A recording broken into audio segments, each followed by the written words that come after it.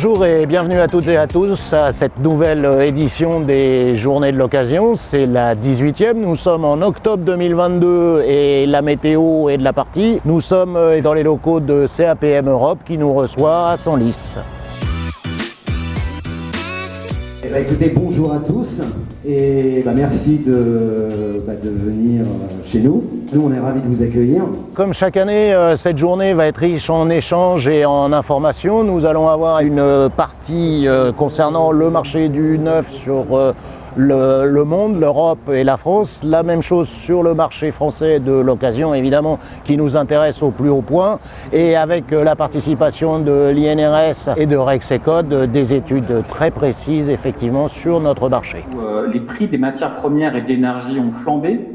Eh bien, on a une répartition de la valeur de la richesse à l'échelle mondiale entre pays qui est drastiquement modifiée. Alors peut-être ce qui est important de dire avant de parler de mise en service de chariots d'occasion, c'est de savoir ce que c'est qu'un chariot d'occasion. J'interviens pour faire, comme tous les ans, un point prévention et réglementation. Cette année, le sujet qui a été choisi par le DLR, c'est la mise en service des chariots d'occasion. Nos prévisions sur 2022 amènent un plafonnement des commandes. Voilà, ici on a un historique, et ce que ça dit, c'est qu'on a eu un fort impact de la crise sanitaire en 2020. Pour cette journée occasion, des présentations des chiffres du marché des chariots industriels, donc à la fois le marché du neuf en France, en Europe et dans le monde, mais aussi le marché de l'occasion. Ce qu'on peut dire en quelques mots sur le marché français, c'est qu'on va arriver en 2022 sur un plafonnement, et ça se vérifie aussi d'ailleurs en Europe. Dû au fait qu'on a une année 2021 qui a été très bonne, avec une reprise post-Covid très forte, et une année 2022 qui finalement égalisera à peu près l'année 2021. Au niveau des statistiques de visite, on est en légère baisse sur l'année 2021. On enregistre quand même environ 4500 recherches, un nombre de résultats derrière qui est plutôt satisfaisant, et pour environ 5000 visiteurs. Cette année, les statistiques de visite du site nous satisfont, malgré le fait qu'on enregistre une légère baisse du trafic au niveau de argus-chariot.com. Le nombre de valeurs est également bon.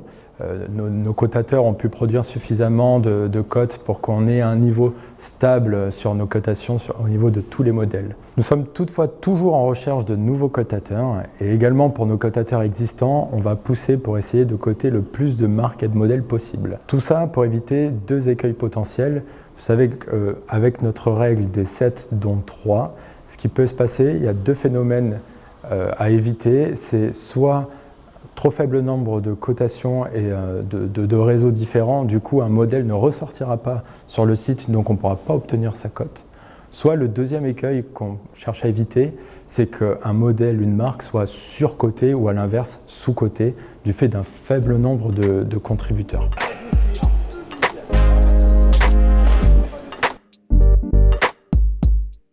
Chaque année, on récompense les cotateurs sur leurs compétences live. On fait un petit jeu. L'idée, c'est de retrouver la bonne valeur de l'équipement ici observé, tel qu'il ressortirait sur le site argus-chariot.com. Donc la variation par rapport aux années précédentes, c'est qu'habituellement, on fixe tous les critères par défaut. Cette année, certains critères sont manquants, mais c'est des critères qu'ils vont pouvoir constater directement via l'observation sur place.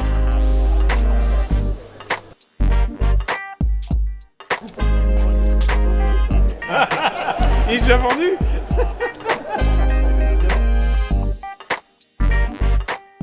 La personne la plus proche de la cotation est Sandrine Balestier. Donc le gerbeur de chez Young, la personne la plus proche, et là quand même il faut souligner parce que c'est proche à 7 € d'écart, c'est Angélique Rouland.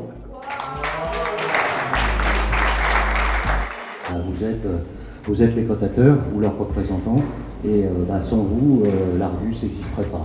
Donc un grand merci.